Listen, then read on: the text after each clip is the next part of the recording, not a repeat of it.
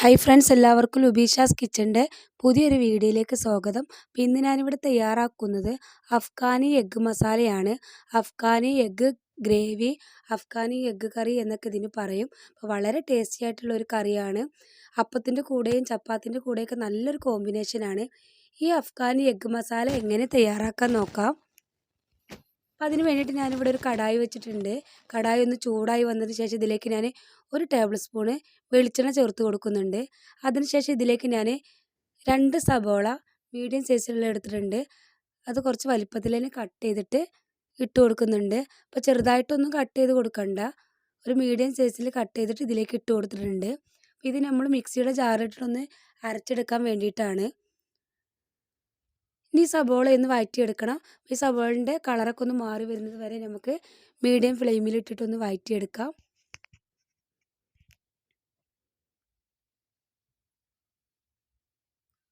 അപ്പോൾ നല്ല ടേസ്റ്റി ആയിട്ടുള്ളൊരു കറിയാണ്. ഒരു വെറൈറ്റി കറി തന്നെയാണ്. അപ്പോൾ ദിവസവും നമ്മൾ പലതരത്തിലുള്ള കറികളൊക്കെ തയ്യാറാക്കാറുണ്ട്. അപ്പോൾ ഇതുപോലെ ഒന്ന് തയ്യാറാക്കി നോക്കുക. അപ്പോൾ അത് സബോളയുടെ ഒക്കെ കളർ മാറി വരുന്നുണ്ട്. ഈ സമയത്ത് ഞാൻ ഇതിലേക്ക് ഇഞ്ചിയും വെളുത്തുള്ളിയും കൂടി ചേർത്ത് കൊടുക്കുന്നുണ്ട്. ഇപ്പോൾ ഒരു 6 അല്ലി വെളുത്തുള്ളിയും ഒരു ചെറിയ പീസ് ഇഞ്ചി എടുത്തിട്ടൊന്ന് കട്ട് ചെയ്തിട്ട് ഇട്ട് കൊടുക്കുന്നുണ്ട്. അതും കൂടെ ഒന്ന് വഴറ്റിയെടുക്കണം. ഇനി ഇതിലേക്ക് എരിവിന് ആവശ്യമായിട്ടുള്ള 2 പച്ചമുളക് ഒന്ന് കട്ട് ചെയ്തിട്ട് ചേർത്ത് കൊടുക്കുന്നുണ്ട്. അതും കൂടി ചേർത്ത് കൊടുത്ത് ഒന്ന് വഴറ്റിയെടുക്കാം.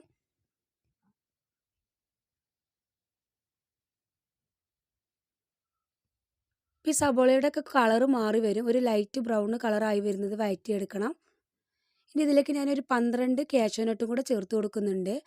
കാഷ്യൂനട്ടും കൂടി ചേർത്ത് കൊടുത്ത് ഒന്നും കൂടെ മിക്സ് ചെയ്ത് കൊടുക്കുന്നുണ്ട്. അപ്പോൾ ആ കാഷ്യൂനട്ടൊക്കെ ഒന്ന് റോസ്റ്റായിട്ട് വരണം, അതുവരെ ഒന്ന് മിക്സ് ചെയ്ത് കൊടുക്കാം. അപ്പോൾ ഇത് കരിഞ്ഞു പോവരുത്, ഒരു ലൈറ്റ് ബ്രൗൺ കളർ ആവുന്നത് വരെ മാത്രം ഒന്ന് വഴറ്റിയെടുത്താൽ മതി. ഇല്ലെങ്കിൽ നമ്മുടെ കറിയുടെ ടേസ്റ്റ് തന്നെ മാറിപ്പോവും.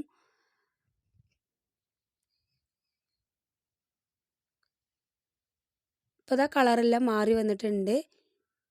ഇനി നമുക്ക് ഫ്ലെയിം ഓഫ് ചെയ്യാം. അതിനുശേഷം ഇത് ചൂടാറിയതിന് ശേഷമാണ് അരച്ചെടുക്കേണ്ടത്. അപ്പോൾ ചൂടാറാനായിട്ട് ഞാനൊരു പാത്രത്തിലേക്ക് ഇട്ട് കൊടുക്കുന്നുണ്ട്. അതിനുശേഷം ചൂടാറിയതിന് ശേഷം നമുക്കിത് അരച്ചെടുക്കാം. അപ്പോൾ ഇതാ ചൂടാറി വന്നിട്ടുണ്ട്. ഇനി അത് ഞാനൊരു മിക്സിയുടെ ജാറിലേക്ക് ഇട്ട് കൊടുക്കുന്നുണ്ട്. അതിനുശേഷം ഇത് നന്നായിട്ട് പേസ്റ്റ് രൂപത്തിൽ അരച്ചെടുക്കണം. ഇതിലേക്ക് വെള്ളമൊന്നും ഞാൻ ആദ്യം ചേർത്ത് കൊടുക്കുന്നില്ല.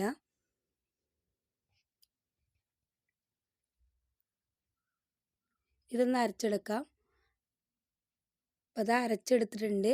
ഇനി ഇതിലേക്ക് വേണ്ടത് മല്ലിയിലയാണ്. ഞാൻ കുറച്ച് കൂടുതൽ മല്ലിയില എടുത്തിട്ടുണ്ട്. അത് ഇതിലേക്ക് ഇട്ട് കൊടുക്കാം. ഇനി 1 ടേബിൾ സ്പൂൺ വെള്ളം കൂടെ ചേർത്ത് കൊടുക്കാം.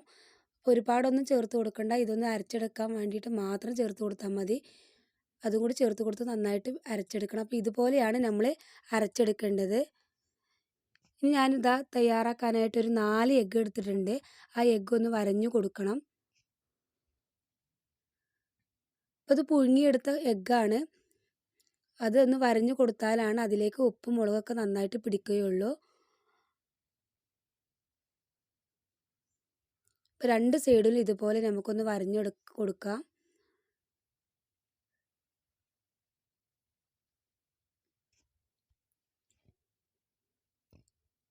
വളരെ ഈസി ആയിട്ട് നമുക്ക് തയ്യാറാക്കി എടുക്കാൻ പറ്റും. ഒരുപാട് ഇൻഗ്രീഡിയൻസ് ഒന്നും ഇത് തയ്യാറാക്കാനായിട്ട് വേണ്ട. ഇനി ഞാൻ നേരത്തെ തയ്യാറാക്കിയ കടായിൽ തന്നെയാണ് തയ്യാറാക്കുന്നത്. അതിലേക്ക് 1 ടേബിൾ സ്പൂൺ വെളിച്ചെണ്ണയും കൂടി ചേർത്ത് കൊടുക്കുന്നുണ്ട്. ഈ വെളിച്ചെണ്ണ ഒന്ന് ചൂടായി വന്നതിന് ശേഷം ഇതിലേക്ക് ഞാനൊരു 1/4 ടീസ്പൂണ് മഞ്ഞൾപ്പൊടി ചേർത്ത് കൊടുക്കുന്നുണ്ട്.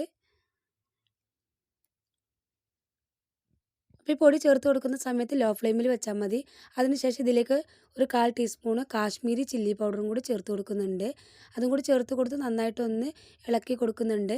അപ്പോൾ ഈ സമയത്ത് നമ്മൾ ലോ ഫ്ലെയിമിലേക്ക് മാറ്റണം, അല്ലെങ്കിൽ പൊടികൾ കരിഞ്ഞു പോവും. ഇനി ഇതിലേക്ക് ഞാൻ എഗ്ഗ് ഇട്ട് കൊടുക്കുന്നുണ്ട്. എന്നിട്ട് ഈ എഗ്ഗ് ഒന്ന് റോസ്റ്റാക്കി എടുക്കണം.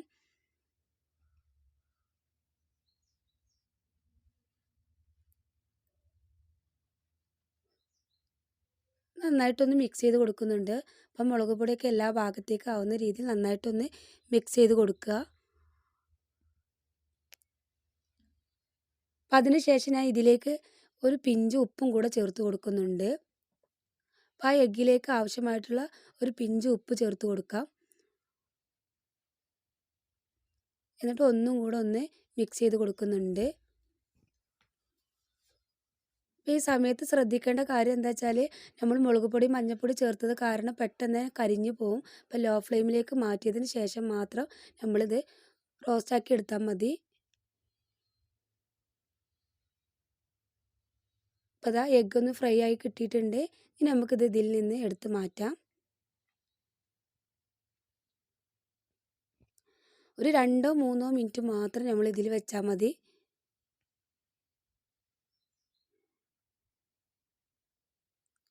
അപ്പോൾ അതാ ഞാനിതൊരു പാത്രത്തിലേക്ക് മാറ്റുന്നുണ്ട്. ഇനി ഈ കടായിൽ തന്നെ നമ്മൾ തയ്യാറാക്കുന്നത്. അപ്പോൾ അതിലേക്ക് ഞാൻ 1 ടേബിൾ സ്പൂൺ വെളിച്ചെണ്ണയും കൂടി ചേർത്ത് കൊടുക്കുന്നുണ്ട്. ഈ എണ്ണ ഒന്ന് ചൂടായതിന് ശേഷം ഇതിലേക്ക് 2 ഏലക്കായ, 2 ചെറിയ പീസ് പട്ട, ഒരു 3 ഗ്രാമ്പും കൂടി ചേർത്ത് കൊടുക്കുന്നുണ്ട്. എന്നിട്ടൊന്ന് മിക്സ് ചെയ്ത് കൊടുക്കുന്നുണ്ട്.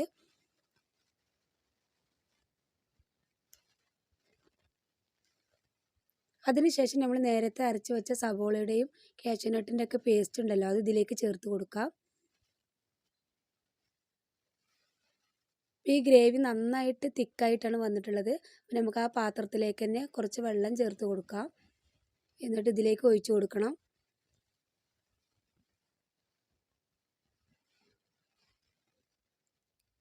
ഒരു 1/2 കപ്പ് വെള്ളം ഞാൻ പാത്രത്തിലേക്ക് ഒഴിച്ചിട്ട് ഇതിലേക്ക് ഒഴിച്ച് കൊടുത്തിട്ടുണ്ട്. എന്നിട്ട് നന്നായിട്ടൊന്ന് മിക്സ് ചെയ്ത് കൊടുക്കുന്നുണ്ട്. ഇനി മീഡിയം ഫ്ലെയിമിലേക്ക് മാറ്റിയതിന് ശേഷം ഇതൊന്ന് തിളപ്പിച്ചെടുക്കണം. ഇനി ഇതിലേക്ക് ഞാൻ കുറച്ച് പൊടികൾ ചേർത്ത് കൊടുക്കുന്നുണ്ട്. ഒരു 1/4 ടീസ്പൂൺ മഞ്ഞൾപ്പൊടി ചേർത്ത് കൊടുക്കാം. അതിനുശേഷം ഇതിലേക്ക് ഒരു 1/2 സ്പൂൺ കുരുമുളക് പൊടി ചേർത്ത് കൊടുക്കാം. ഇനി ഇതിലേക്ക് ചെറിയ ജീരകത്തിൻ്റെ പൊടിയാണ്, അതൊരു 1/2 സ്പൂൺ ചേർത്ത് കൊടുക്കാം. അതിനുശേഷം ഇതിലേക്ക് ഒരു 1/4 ടീസ്പൂൺ ഗരം മസാല ചേർത്ത് കൊടുക്കാം.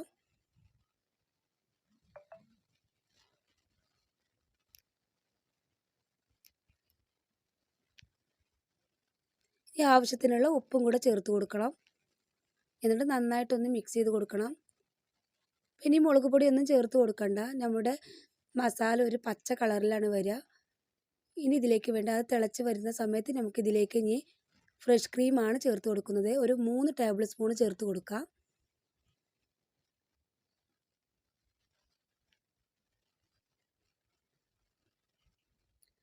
അതും കൂടി ചേർത്ത് കൊടുത്ത് ഒന്ന് നന്നായിട്ട് മിക്സ് ചെയ്ത് കൊടുക്കുന്നുണ്ട്.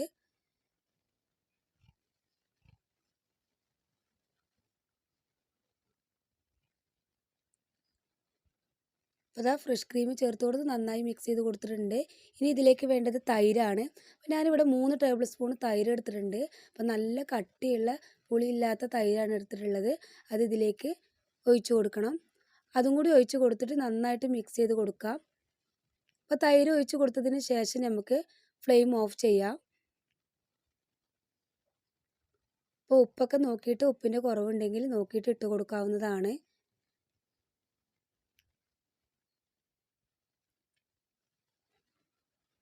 ഇനി ഇതിലേക്ക് നമ്മൾ നേരത്തെ ഫ്രൈ ചെയ്ത് വെച്ച എഗ്ഗാണ് ഇട്ട് കൊടുക്കുന്നത്.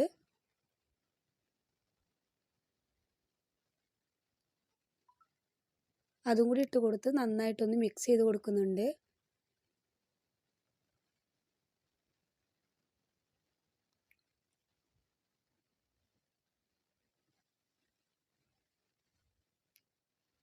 ഇത് ചപ്പാത്തിയുടെ കൂടെയും അപ്പത്തിൻ്റെ കൂടെയൊക്കെ നല്ലൊരു കോമ്പിനേഷനാണ്. നല്ല ടേസ്റ്റി ആയിട്ടുള്ളൊരു മസാലയാണ്. അപ്പോൾ അത് നന്നായിട്ട് ഞാൻ മിക്സ് ചെയ്ത് കൊടുത്തിട്ടുണ്ട്. ഇനി ഇതിൻ്റെ മുകളിലേക്ക് ലാസ്റ്റ് നമ്മൾ ഇട്ട് കൊടുക്കുന്നത് കസ്തൂരി മേത്തിയാണ്. അതും കൂടി ഇട്ട് കൊടുക്കാം. എല്ലാ ഭാഗത്തേക്കൊന്ന് സ്പ്രെഡാക്കി കൊടുക്കുന്നുണ്ട്. അപ്പോൾ അഫ്ഗാനി എഗ്ഗ് മസാല ഇവിടെ തയ്യാറായിട്ടുണ്ട്. അപ്പോൾ വളരെ സിമ്പിളായിട്ട് നമുക്ക് തയ്യാറാക്കി എടുക്കാൻ പറ്റും. ഒരു വെറൈറ്റി ആയിട്ടുള്ള ടേസ്റ്റാണ്. കുട്ടികൾക്കായാലും മുതിർന്നവർക്കൊക്കെ ആയാലും ഒരുപാട് ഇഷ്ടപ്പെടും. അപ്പോൾ ഇതുപോലെ നിങ്ങൾ തയ്യാറാക്കിയിട്ടില്ല എന്നുണ്ടെങ്കിൽ തീർച്ചയായിട്ടും ഒന്ന് തയ്യാറാക്കി നോക്കുക.